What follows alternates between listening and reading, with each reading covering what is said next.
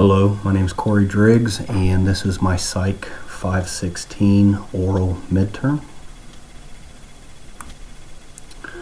First question, how have recent historical events affected the course of research in organizational psychology? Give an example of the event and the resulting outcomes. In our readings, we read about 9/11 and the two wars, Iraq and Afghanistan. The United States experiencing long periods of economic downturn and recession. And that moved straight into the 2008 market crash and housing bubble, creating a high level of unemployment and organizational cutbacks. Organizations were forced to do more with less, be creative in their budget lines, reducing overhead, increasing productivity with fewer people. In the IO world, this led to an insurgence of research into unemployment and the impact of unemployment in the employee marketplace. And it also brought about the intrigue into job insecurity and measuring the impact of just the insecurity of the time that never knew when the next cutback was coming, and the impact that would have on organizational commitment as well as workplace satisfaction. Another event that impacted IO in this past recent history is the election of Barack Obama as the first African American president. This marked a new landmark for us as a nation in our diversity initiatives and the fact that all things are possible to all people. We have not reached the end. We have not reached the end goal of diversity, but we are definitely on the right track and moving in a positive direction in that area. Next question, describe the socialization process for graduate students in your program. Is the program successful in socializing newcomers and creating job embeddedness? The socialization process into an organization, be it a school or be it a place of employment, is the process we go through as an individual as we transition from an outsider to an insider member of the organization. This process is not quick. It's not a slow process, or it's a slow process, but it can be very stressful, especially if the organization is not intentional in helping that process along. Organizations can implement assistant type behavior that will help newcomers to transition into the organization in a positive, healthy way. In regards to my experience into the program, I'm a fully online student in the Liberty Master's Program for IO Psychology. I feel that the socialization process has been very effective for me. I feel very much a part of the Liberty University student body. Everything from convocation being live that I can stream into, to the student portal and the news alerts and updates that I receive, all the way to the student services office. I'm always getting updates and reminders for deadlines or informational from the office to inform me of things that are happening and coming up on campus and that may impact me. The other thing that I have experienced that I feel is unique to the online format is the discussion board posts. They are very successful in bringing the class together. We're hundreds of miles apart, different states, different demographics from all over the country as well as overseas. And the discussion posts bring us together. I might not be in the same room, I might not be in the same state, but the conversations are still happening, and I think that combined with the other aspects do successfully create job embeddedness within the program.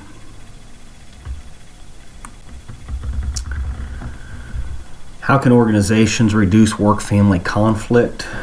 I am seeing a large trend in companies that are very open to remote and transit working accommodations for their employees.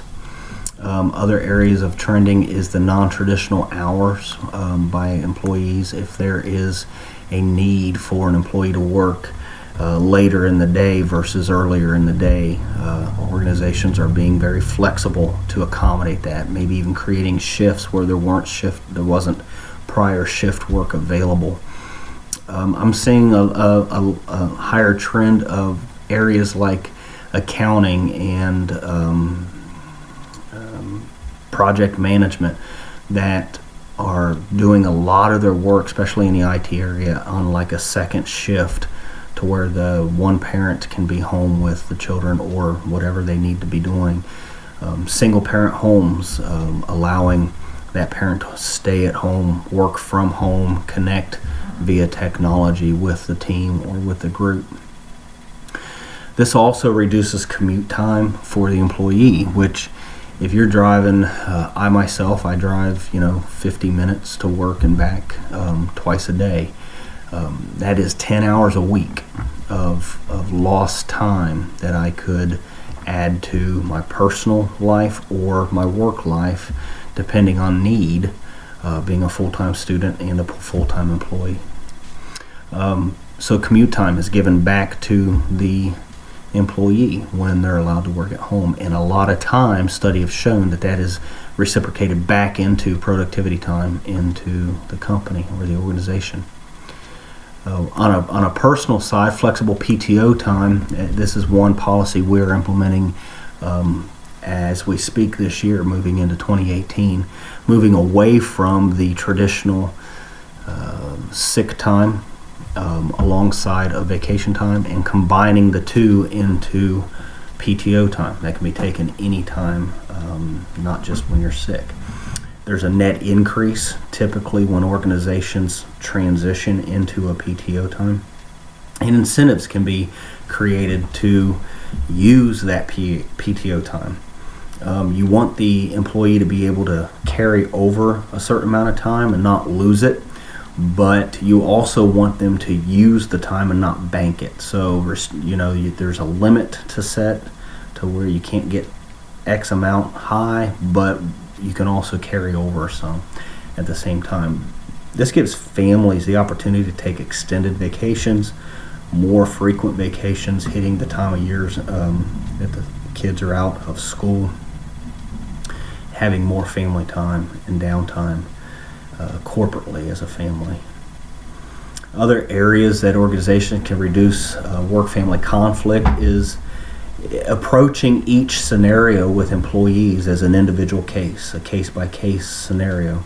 Not every situation with a person is going to create a new organizational policy per se, but it can be achieved with dialogue and that individual, and a solution can be made. A lot of perception. Organizations that are just willing to have the conversation and deal with the situation with the employee goes a long way to the perceived fairness of the organization and workplace satisfaction. Imagine you've been asked to develop a performance assessment program for employees' development.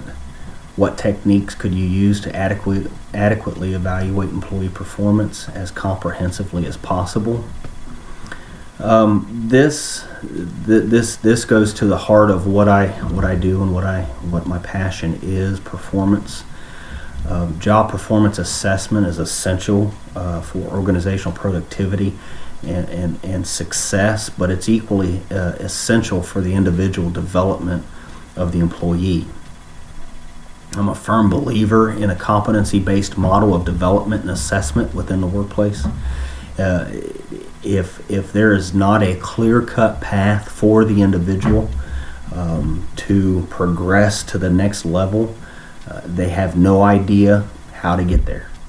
In our course readings, Murphy's 1994 model of job performance, there's there's 4 dimensions in his model. There's 1 in-role dimension and then 3 extra role or external role dimensions. The first is task-oriented behaviors. This is where the competency would be measured. If you're, again, in accounting and you're in AP, accounts payable, we're going to measure your performance based on the amount of processed payments you make in a daytime.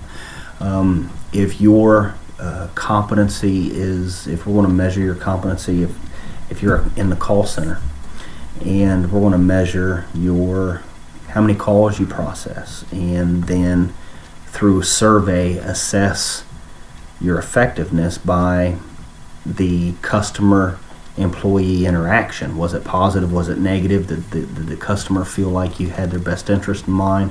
Were you polite? Were you rude? Were you short-tempered? Did you answer their questions? Those are core competencies that can be measured. They're tangible. They're concrete. And each job is going to have a different set of those competencies. The second dimension is interpersonally oriented behaviors. That's all interpersonal transactions that occur on the job. You can be good at what you do, but if all your other interactions outside of that are negative, it's going to have a perceived negative impact on your role and on your performance. Downtime behaviors is the third. This is behaviors outside of work that could affect your job performance. I.e., that could be school attendance, attending a master's program. It could be being in the military reserve, or having a second job to pay down a car loan or a student loan. It could also be recreational, being on a softball team, racquetball league, playing golf, or worse, it could be drugs, alcohol use, excessive partying, or staying out late. All of these factors will impede job performance and can be measured. And then you can get into destructive, hazardous behavior, safety violations, intentional sabotage, or accidents. Safety, I am in the construction services industry. Safety is part of your competency if you're in the field, and it is measurable.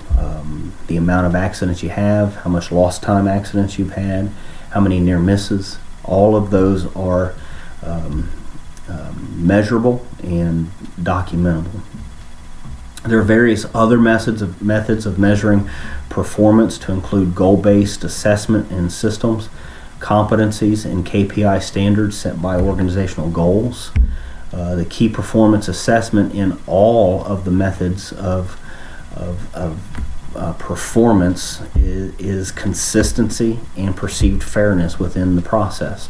If it's not consistent, if it's not on a regular basis, if the employee is not receiving regular feedback for improvement, it is not going to be perceived as an efficient or effective process.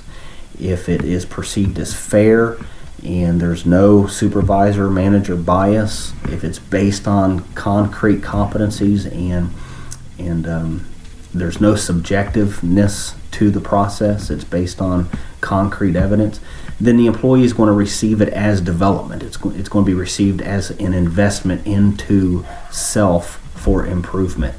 And I think that is the most important part of an assessment program. What are some possible common organizational constraints and how could they lead to counterproductive behaviors?